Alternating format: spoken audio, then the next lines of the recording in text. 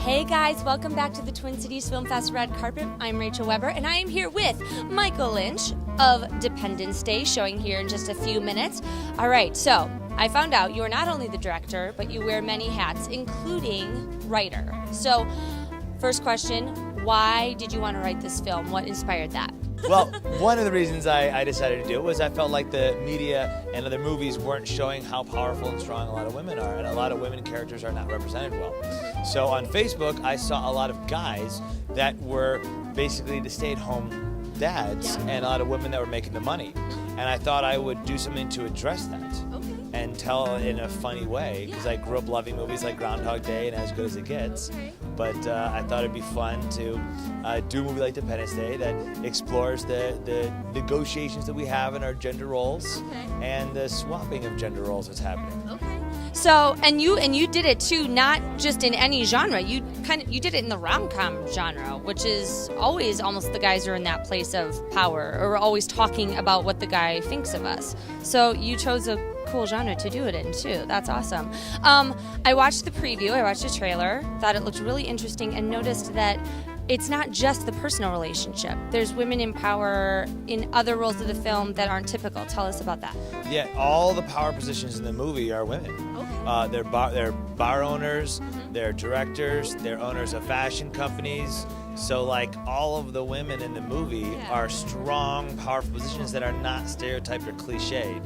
And that was something that I feel like, again, in the world that I live in, that's what I see. That's just not being portrayed. And I thought I would put it out there, but also do it in a way, since people like comedy, in a way that they can digest in a really funny way and enjoy themselves while, having these messages and themes that I'm able to lie, in the film. You're not hitting them over the head with it. You're presenting it as normal. Presenting as normalizing everything. We even have this power couple that the only men in the movie that have power are these gay dads. And we never even use the word gay, we just call them dads. So a big part of the film was normalizing the strong women and normalizing even the fact that we called them dads. Not making a big deal out of any of it. I like that. That's cool. So I've heard a lot about, first of all, it's doing really well in film festivals, wherever it's going, which is awesome. Congratulations. I've heard a lot of cool things about the chemistry between the leads and about the casting in general. So tell us about how that process went. So originally we had a short film. I never actually shot the short film, but I had Benita Robledo, the actress, was already cast, and we rotated through two different male actors. The short film had an inappropriate title, and one of the actor's agents called me and says, my actor can't be known as that. So I had to find someone else. I called my friend Josh, who also plays Josh in the movie, and I go, who wouldn't mind being known as? And he goes, Joe Burke. Joe Burke has no problem being known as that.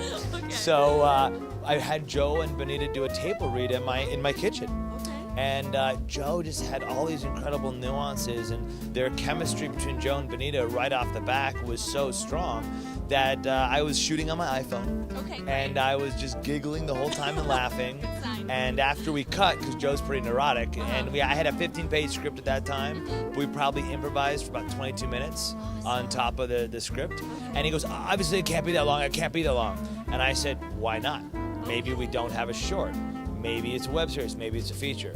So from there, it kind of developed. And then I spent about 2 months really working with Joe and Benita to teach them how to be a couple. Because at that time, Joe hadn't been in a lot of relationships, and Benita wasn't in a relationship that was very physical or touchy-feely. So I was kind of like educating them on, here's how I want this couple to do, and we practiced stuff. And even on set, I made them go in a closet and make out for 21 minutes. Is that legal? I mean, it's part of it, because in the scene they were supposed to be drunk and totally hooking up. So when I pulled them out of the closet, I'm like, you can't stop making out until we're done with this scene. So they had to just make out the whole time. And we have a reverse 69 scene in the movie where they both had to be fully nude and in a 69 position. So those kind of things, I think, also on top of the 2 months of teaching them how to be a couple.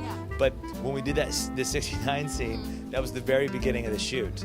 So it helped break down borders and helped, because that was the movie. The movie was the chemistry of these two people, but how society constantly tells her, you can't be with him, he's not making enough money, or he's not handsome enough, you're too good looking for him. And how society constantly tells us what should make us happy when that usually doesn't work. We have to listen to our own heart, what makes us feel happy. And that's part of one of the other themes that's in the movie. One more question. I'm going to jump backwards a little bit because this intrigued me. This intrigued me. I love the idea of improvising. So after you had written your feature and you were bringing in these guys, now you've gotten to know and you're all comfortable with each other, were any of the scenes that made the final cut improvised as opposed to perfectly on script? Yeah, no, that was something I encouraged, was that I still needed my dialogue to be said, because there's very specific threads and plot points that have to happen for the movie to have any kind of narrative. But I encouraged improv so that the dialogue could feel very natural, so that it wouldn't feel so stilted. Absolutely. So I would say most of the movie is a magical blend of the written and the improv. Cool. That is awesome. Thank you so much for talking with us today. Check out Dependence Day, guys, and thank you for joining us.